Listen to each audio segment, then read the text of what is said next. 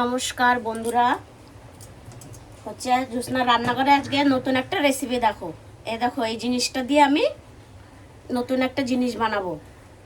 এটা দেখো আমাদের বাঙালিতে তো খুব কম খায়, কিন্তু দারুণ একটা তরকারি বানাবো এটা দিয়ে। আমি এটা হাফ কেজি নিয়ে নিয়েছি, তার সাথে নিয়ে নিয়েছি আমি একটা আলু, আর নিয়ে নেবো একটা পেঁয়াজ, একটু টমেটোও দেবো।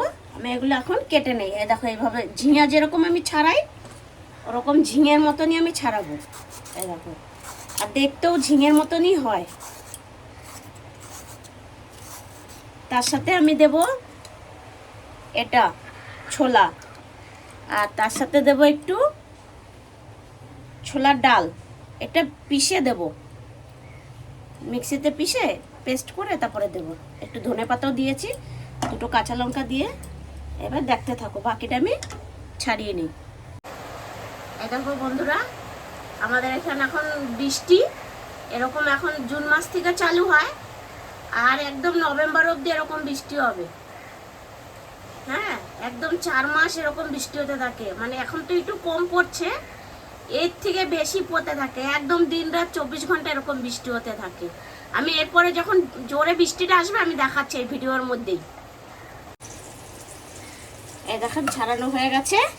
আমি এবার এটাকে কেটে নেব, পাশে রাখি, জলটা ফেলে দিই। যেরকম ঝিঙে কাটে সেরকমই কাটবো, একদম কচি। এই দেখো কিচ্ছু হয়নি ভিতরে, দেখো বন্ধুরা একদম কচি, দারুণ হয় খেতে। খেয়ে দেখবে ঘরে বানিয়ে, আর হয়েও যায়। মানে এরকম নয় যে বড় বলে কচি না, এই দেখো পুরো কচি। দেখো, দেখাছো পুরোটা এরকম করে কেটে নিচ্ছি আমি। আমি পাশে কড়াই বসিয়ে দিয়েছি।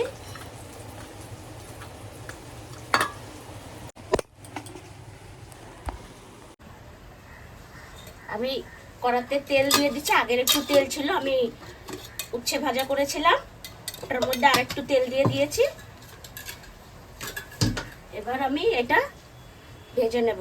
নুন হলুদ দিয়ে দিচ্ছি, গ্যাসটা একটু বাড়িয়ে দেই।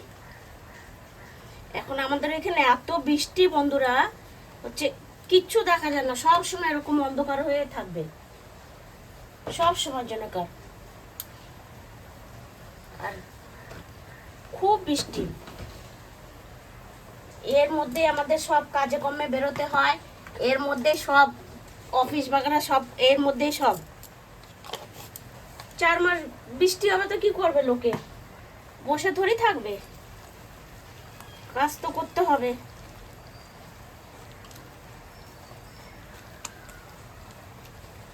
আমি এটা মিক্স করে নিয়েছি। এবারে আমি ছোট ছোট করে বড়া ভেজে নেব।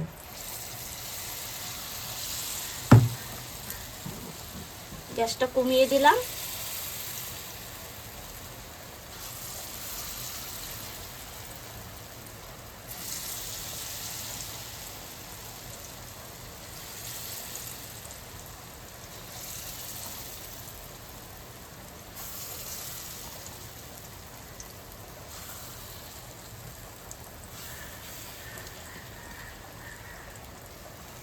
হতে থাক,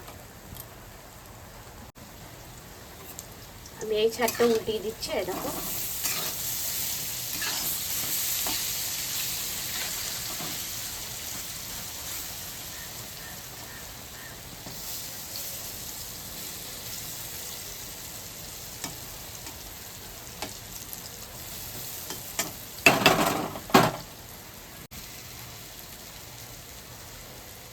ভাজা হয়ে গেছে। এবার আমি তুলে নিচ্ছি বাটিতে।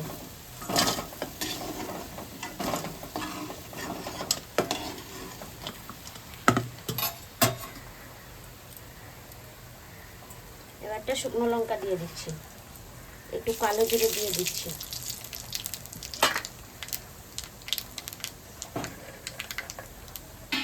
একটু ছোলা দিয়ে দিচ্ছি।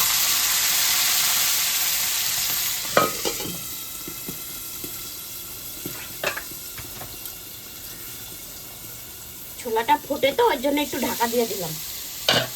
এবার পেঁয়াজ আলু একসাথে দিয়ে দেবো।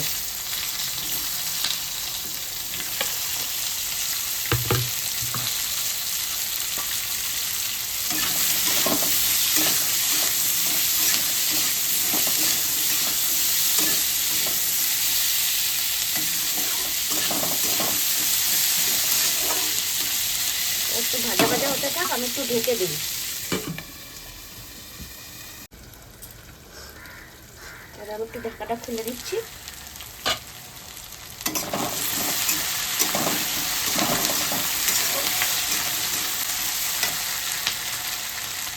এবার আমি কেটে রাখা একটা টমেটো ছোট দেখে দিয়ে দিচ্ছি।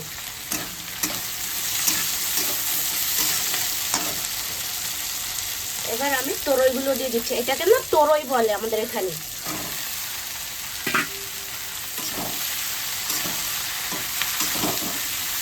ভালো করে নাড়িয়ে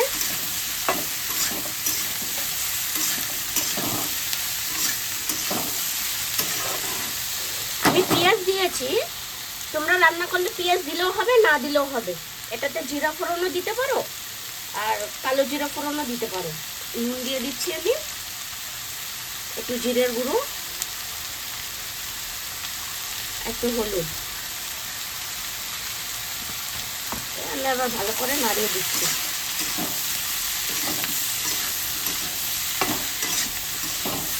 ভালো করে নাড়িয়ে দেওয়ার পরে ঢাকা দিয়ে দেবো, এমনি জল ছেড়ে যাবে।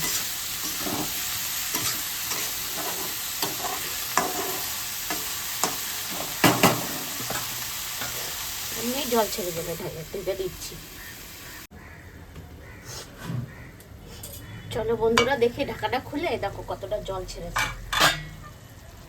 আর দেখতেও কত সুন্দর হয়েছে, দেখো দেখেছো?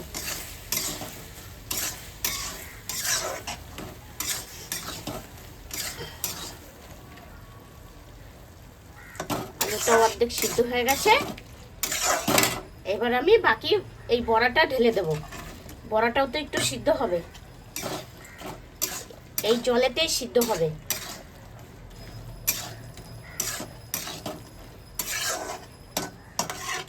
কম করে দিলাম। এবার একটু হতে থাক, ঢাকা দিয়ে দিই। আর একটু নাড়িয়ে দিচ্ছি ঢাকাটা খুলে।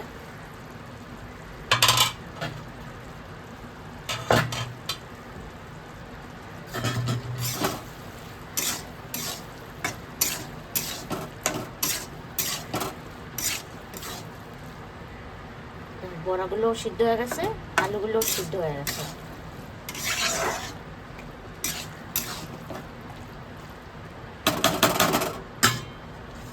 এবার একটু বাড়িয়ে দিই।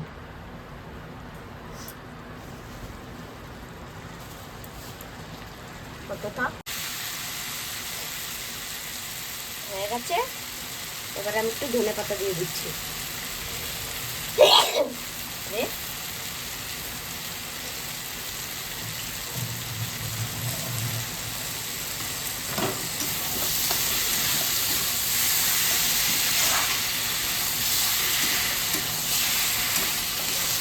দেখো কত সুন্দর একটা তরকারি হয়েছে। এটা শুকনা ভাতও মেখে খেতে পারবে তুমি, পরোটার সাথে বা রুটির সাথে। কত সুন্দর একটা তরকারি হয়ে গেল। হয়ে গেছে, আমি এবার গ্যাসটা বন্ধ করে দিই, নামিয়ে নিই। এই দেখো বন্ধুরা কত সুন্দর তরকারি হয়ে গেছে। এরকম ঘরে বানিয়ে খেয়ে দেবে। আর যদি ভালো লাগে একটা লাইক করে দেবে, একটা সাবস্ক্রাইবার করে দেবে। এই দেখো কত সুন্দর হয়েছে তরকারিটা, একটু শেয়ারও করে দেবে।